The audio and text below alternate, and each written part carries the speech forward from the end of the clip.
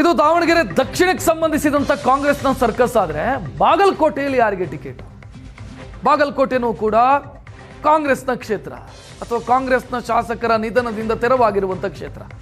ಆ ಕ್ಷೇತ್ರವನ್ನು ಉಳಿಸಿಕೊಳ್ಳಬೇಕಾದಂತ ಅನಿವಾರ್ಯತೆ ಕಾಂಗ್ರೆಸ್ನದ್ದು. ಸೊ ಯಾರಿಗೆ ಟಿಕೆಟ್?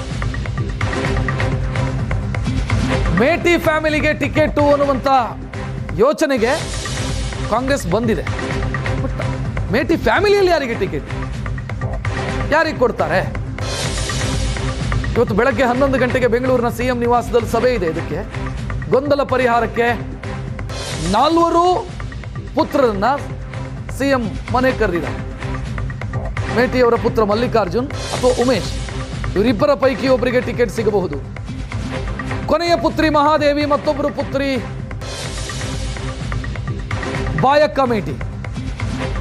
ಒಟ್ಟು 4 ಜನ. ಈ 4 ಜನರ ಪೈಕಿ ಯಾರಿಗೆ? ಮೇಟಿ ಫ್ಯಾಮಿಲಿಗೆ ಟಿಕೆಟ್ ಕೊಡೋದು ಅಂತ ಖಚಿತ ಆಗಿದೆ. ಬಟ್ ಯಾರು? ಮಲ್ಲಿಕಾರ್ಜುನ್ ಮೇಟಿ, ಉಮೇಶ್ ಮೇಟಿ, ಬಾಯಕ್ಕ ಮೇಟಿ ಮತ್ತು ಮಹಾದೇವಿ ಮೇಟಿ. ಇದಲ್ಲದೆ ಇದ್ರೆ, ಇದನ್ನು ಹೊರತುಪಡಿಸಿದ್ರೆ ವೀಣಾ ಕಾಶಪ್ಪನವರ ಹೆಸರು ಓಡಾಡ್ತಾ ಇದೆ. ಮೇಟಿ ಫ್ಯಾಮಿಲಿಯನ್ನ ಹೊರತುಪಡಿಸಿ ಏನಾದರೂ ಟಿಕೆಟ್ ಕೊಡ್ತಾರೆ ಅಂತ ಯೋಚನೆ ಮಾಡಿದೆ. ಕುರುಬ ಸಮುದಾಯವನ್ನ ಹೊರತುಪಡಿಸಿ ಲಿಂಗಾಯತ ಸಮುದಾಯಕ್ಕೆ ಏನಾದರೂ ಟಿಕೆಟ್ ಕೊಡ್ತಾರೆ ಅಂತಾದ್ರೆ ವೀಣಾ ಕಾಶಪ್ಪನವರು ಅಂತ. ವೀಣಾ ಕಾಶಪ್ಪನವರವರ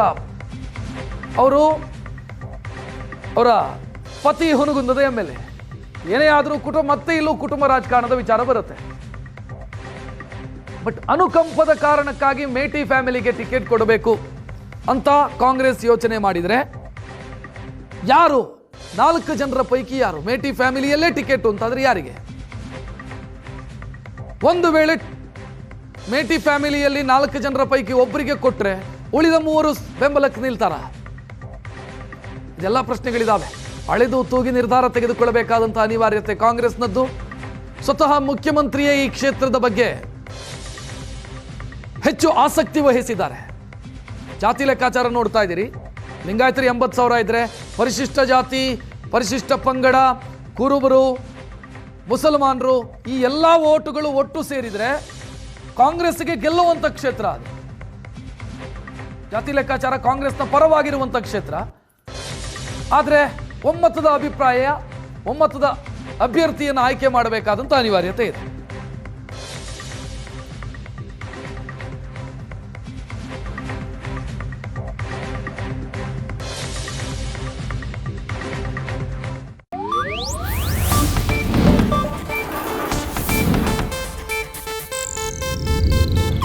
ಇದು ಏಷ್ಯಾನೆಟ್ ನ್ಯೂಸ್ ನೆಟ್ವರ್ಕ್ ಪ್ರಸ್ತುತಿ.